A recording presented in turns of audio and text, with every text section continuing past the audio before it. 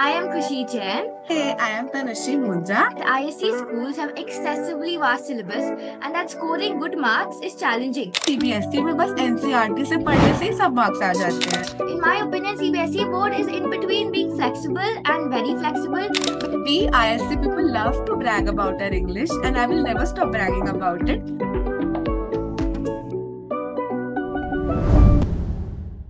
A very warm welcome to everyone. I am Kushi Jain and I am studying in class 11. I'm a social media as well as podcast ambassador at Student Outreach. Hey, I am Tanushree Mundra. I am currently studying in class 12 and I am a student outreach ambassador and a podcast ambassador as well. Today's topic is ISC versus CBSE and I'm sorry to disappoint you, but it's not a war. So let's begin with Kushi. So we know it is very unusual to see CBSE praising ISC and vice versa, but ab aa hi gaye hai, so let's continue. We have several things to clarify and myths to bust. Okay, Tanushree, you ready? हाँ, चलो चालू करते हैं. So I've heard from a lot of people that ISC schools have excessively vast syllabus and that scoring good marks is challenging. You being from ISC, have you faced a similar issue? Okay, I will not deny that. Yes, it is true. बहुत बड़ा syllabus होता है, बहुत time लगता है cover करने में. But ISC is bringing a lot of changes as a board. Like, firstly, we used to have a lot of mugging up to do and a lot of rote learning. But as of now, they have included higher order thinking skills. So with that included, we have less of rote learning and more of understanding the concepts. For example, we have case studies, graphs, diagrams. बस equation याद करने से और formula लिखने से marks नहीं मिलता है. If you don't understand the concept, you won't be able to solve the questions. And that is why, even though the syllabus is humongous, if the concepts are not clear, you won't be able to solve. So it is manageable if you understand it and you go forward. So I also have one question to ask you, Khushi. I have heard कि CBSE में बस NCERT से पढ़ने से ही सब marks आ जाते हैं. Is that No, bhai, that is absolutely not true. Because yes, we're told to revise NCRT, go through NCRT before exams, but I feel most schools will not recommend or endorse NCRT books for their curriculum, just like mine. So it is okay to learn word by word of NCRT, but it is a definite must to go through reference books before exams because uske bina we are nothing. But to you, Tanushree, I'm very curious to know as to whether ICSE curriculum or ISC curriculum would be difficult for CBSE students to adapt to, because given the ISC level of English, Shakespeare, Macbeth and stuff, I am though already scared by. Macbeth, first of all, oh my God, it is exhausting. See, we ISC people love to brag about our English, and I will never stop bragging about it. But obviously, it is a little difficult to come from CBSE to ISC. That is what I believe. Because although our curriculums are merging, like there are a lot of new things we have adapted from your board and you have adapted from our board. But still, as a whole, because of the English difficulties that you will face, it may be a transition, but it is not impossible. इतना भी डरावना नहीं है board. But yes, it is possible. It is tough, but with the right guidance and the right support, I think it is very doable. I have one more question to you. So I have heard that CBSE does not provide a lot of extracurriculars. What do you have to say to that? No, we have so many extracurriculars. Please don't undermine us. We have a plethora of activities portfolio building के लिए, such as debate clubs, inter-school fests, intra-school fests. Then we have foreign exchanges also, such as the French and the German exchange. I was a part of the chess club in my school, and for a time being the basketball club also. But then थोड़ा time के बाद it did not work out. Apart from that, we also have table tennis, skating, photography, adventure, and the list goes on. So yes, we do have so many extracurricular options. Honestly, I didn't think you had so many things. So I think now that we have covered the basic myths of ISC and CBSE, there are a lot of other questions that my peers have, your peers have, and even in general, a lot of people getting into these curriculums have. So let us get on to that. So the first question being, how flexible is the ISC or CBSE board, and are we allowed to choose diverse subjects and also switch if required?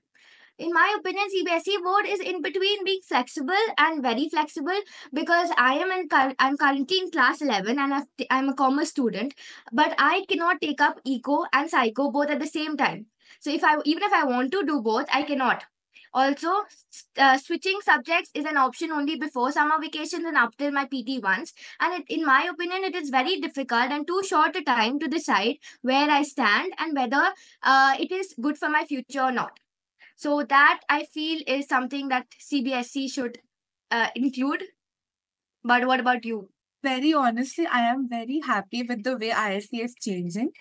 In my school, we have a lot of options, like even in the ISC board. So currently, I just have to brag. I'm sorry. I have psychology and economics together. I am so sorry, Khushi. But yes, we can choose from a lot of different areas of expertise. For example, you can have physics and chemistry and arts and maths all together, all at once. I don't know what you're going to do with it, but you can have it if you want to. ISC is also incorporating other subjects which are not just restricted to curriculum domain. For example, fashion designing. I think this is a really interesting scope which allows people to go beyond what the subject offers. So I think yes, ISC is very flexible if you come to choosing subjects. Now, regarding the switching, I think over here we are the same. Summers के बस एक हफ्ता बाद तक मिलता है deadline after that you can not drop it गंदा marks अगर मिलता भी है you have to continue so Hana, I think we should continue the bragging and let her know more of our ISC perks. Definitely, definitely. Yeah, I agree on the Macbeth part again, and as well as the, like back in class 10, we did Merchant of Venice and Alava, regards to that. So definitely the bragging should go on. But along with that, there are like, say, like for the, so at least like in my school, we have, like, say, we are given 1 month of time period to switch subjects. And I'll go with Khushi on this. You in our school, we also can't take economics and psychology EXA. So it's just not an option for us. So because like many commerce students wanted it, but then on look options maybe it wasn't, like favoring them. So they had to stick to economics and they had to drop psych. So I am a psych student myself and I am an art student. And yeah, I mean arts it's good. I did not want to study pol science, but I did not have good options. And you can't even like drop a sixth subject or anything in ISC, so it's like really hard to cope up with because at the end of the day, they'll give you options that you don't like or that don't like necessarily favor you in the long term, but you have to just stick to them because you don't have an option to you know choose from. I think that's very true, whatever you have said. But also to continue on to that point, I think all of the boards we can see it is changing from time to time. My seniors didn't have an option to do what I am doing right now. And maybe my juniors will have the opportunity to do something I never did. So I think that is good and bad, both, because obviously, मेरे को क्या. But like still, moving on to the next question. What is the format of the exam? For example, multiple choice, essay based, or practicals? So in ISC, currently, as I mentioned before, we have been introduced to a lot of higher order thinking skills. So more than the typical, write a short question or a long question answer, we have case studies, or we have what if you were in the position of that person and that time, what will you have done? Something like that. And we have a lot of MCQs, and recently, we've been introduced with one-liners, how to be precise. I think that is a very good skill, which we will apply in a lot of regions. For example, email writing. You need to be short, crisp, and precise. So these one-liners do help me over there. And I would like Khushi to continue. So I think ICSE is trying to copy CBSE in this format, because CBSE there was पहले से ही analytical, reason based, critical based thinking, and we have multiple choice questions. We also have assertion reason thinking based question, which makes the paper so difficult to attempt that majority of the students lose half their marks in assertion reason based questions. So because I coming from class 10 to class 11, we have to adjust with the board pattern, and class 11 is basically the base year to build up to class 12, which I've realized. We starting May. So we are the school is setting papers according to the board pattern, so inculcating everything from multiple choice questions to practical thinking based questions. For example, in accounts, if you have, then we'll get, if this is an enterprise, if XYZ is an enterprise, and if he is a bad, and if one of them owes a liability, then what would you do in such a situation, and etc. So I feel it is preparing you for life, but it also makes it very difficult to think on the point and use presence of mind, which is in a way okay. But moving on to the next question, are there continuous assessments or is the focus primarily on final exams?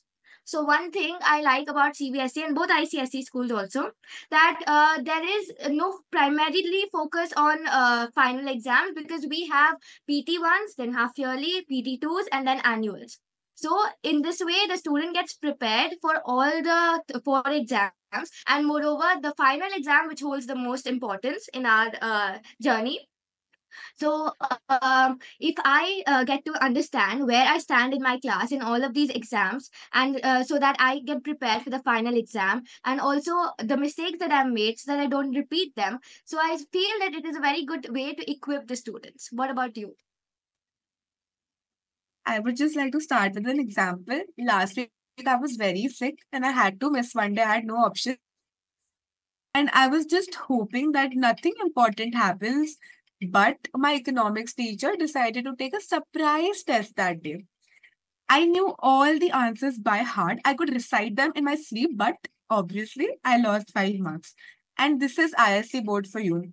We have multiple tests ranging from spot test, surprise test, unit test, half yearlies, block test, final test. I wouldn't say they are bad, but they aren't very good either. But it does give you more range of expertise when you sit for your main examinations that people might actually care about in the future. So I think, yes, it is helpful. It is stressful too, because you have to be on your toes all the time. You don't listen to one word that is happening in the class, and next time you look at the board, it's gibberish, honestly. So, Hannah, would you please like to add something? I agree with your point so strongly. Like in my school, we have units, half yearlies, and then it's annuals. And now too, we have Viva and everything added along with it. So yeah, I mean, I'm happy that it happens, like periodically, monthly. Like there's a like say like a 2 month or like a 2.5 month, almost like a 3 month gap for us to prepare and complete the syllabus and everything. But like, mixed feelings about it. It's good and bad. If you get the vibe. So yeah. I'm the neutral in this sense, because both sides have been spoken about, and it is, I think, CBSE and ICSE, they do agree, and they have a common aspect in this sense also, and also on the analytical based thinking. So this is where we find that connect. But yes. So Hannah, would you like to give and bring an end to this? Yes, definitely. So I would like to thank Student Outreach, the podcast. That I want to thank everybody for joining the Student Outreach podcast, The Voices. We hope that our insights that we shared by the three of us were pretty helpful for all of y'all who tuned in to listen to this. We are, as a student, we are empowered with multiple platforms to showcase all these conversations that we're having, so that other students can also relate to us, and especially can feel like कि हाँ ये सिर्फ मेरे साथ नहीं हो रहा है, it happens with everybody, majority of us, right? So the Voices is one such initiative of student outreach that gives us the power to have open conversations and especially speak on topics that matter to us the most. So until next time, take care, and I'll see you.